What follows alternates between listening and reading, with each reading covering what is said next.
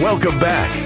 It's time for the news schmooze. We are not exactly lefties, but we are left-handed. I hope my son is a lefty. We're back here, back on camera, Carm, and I don't know where that. Oh, I was writing a note. Yeah, I am a lefty, and I hope my son is a lefty. I don't know yet. Carm, what do you think of Scott Shea? Very eloquent. That was actually more disturbing to me, I think, than it was to you. Because I have been disturbed by it the last week since I've started reading his book. I mean, how can you have a tenured professor? No, don't do this. Don't do this. Let's go. I'm going to get this guy on the show, and I'm going to see if he's man enough to come on the show. Now, you know what, and even though he's 77 or whatever, he could be a child compared to me. Yeah. Scott is a sweet man, but very nice. Yeah, like a very well-intentioned, good guy, and very smart. But now I understand that his book makes sense if you disseminate it to the right people, and they bother. At least their assistant will read through it. Then it makes sense. Okay. Yeah. I think that's a great idea, and I think we should get a movement afoot to do this. Yes. And we will try. Yes. On to the news schmooze. I thought this was interesting. I actually picked somewhat intelligent stories this time around. Can't believe it.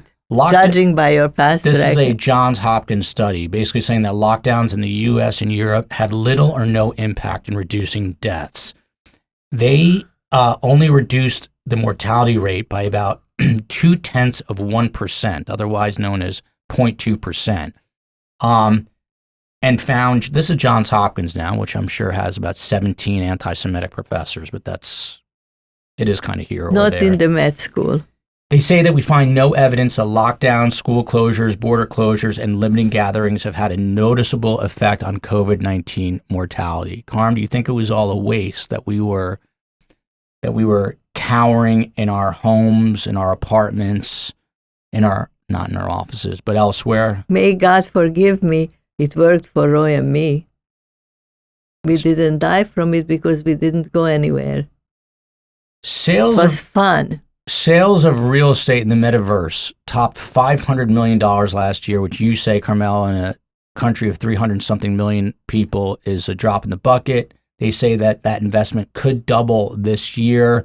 Real estate sites on the 4 major metaverse platforms reached 501 million, according to Metametric Solutions, saying that it will top 1 billion in 2022. I've been saying this for a few months now, that we should be buying fake land in a fake universe for a fake future, but you are not into it. Maybe in the 22nd century. On to the third story, related to the metaverse. And this is where our world is heading. So listen up, kids. It's not just anti-Semitism, anti-Zionism in universities. A woman in the UK said that she experienced a real horror play out in the virtual game Horizon Worlds. The game is called Horizon Worlds, which is developed by Meta. You know who that is? Yes, that's Facebook. It's like the artist formerly known as, like Prince. This is Meta, formerly known as Facebook. This woman, this blogger, says that within 60 seconds of joining, she was verbally and sexually harassed. 3 to 4 male avatars with male voices essentially, but virtually, gang raped her avatar.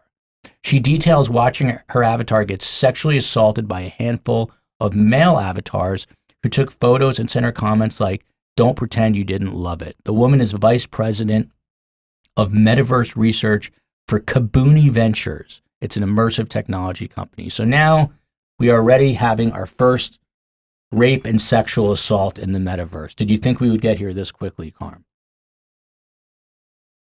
You know what? I will never, ever forget it. When I worked with real psychotics. Mm-hmm. This sounds exactly like that. They lived, they say the whatever's built the castles in Spain, the fantasy castles, mm-hmm. and the psychotics live in them. So this is like the metaverse, this castle in Spain. The more I think about it, we really don't need to worry about climate change and these other issues. Because we'll die before. We're going to kill ourselves way before. Exactly. and I've said it a million times, social media kills, hashtag social media kills, and we're in bad shape. I fear for my kids. I really do. We'll be right back with questions from my kids, with 3 questions from Grandma, for Grandma.